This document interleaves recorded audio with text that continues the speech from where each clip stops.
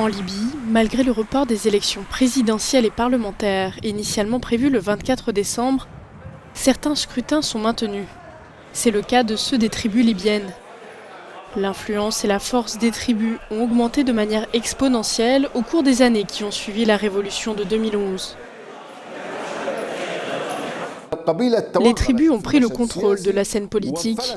Elles sont devenues ingérables après 2011 car elles n'ont trouvé aucun État pour les arrêter ou les contraindre. La tribu a alors placé ses membres à des postes importants dans l'État et ceux-ci sont devenus les otages des demandes de la tribu et de son entourage. Alors que le pays s'apprête à tourner une nouvelle page, les tribus libyennes espèrent conserver leur influence politique en décidant du sort de certains candidats, en excluant une partie d'entre eux et en soutenant d'autres.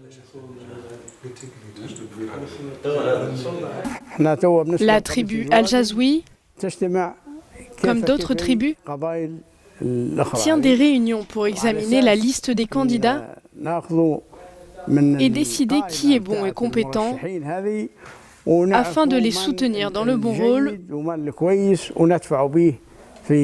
pour servir la patrie et la nation.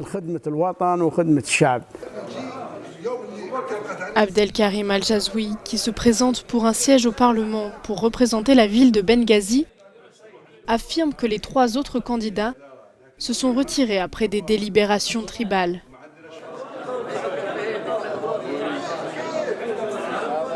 Je ne suis pas un candidat tribal, mais la tribu joue aujourd'hui un rôle très important.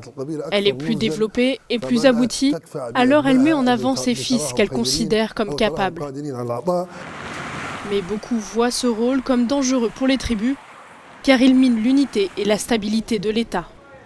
Lors de l'annonce du report des élections, la commission électorale n'a pas été en mesure de fixer de nouvelles dates.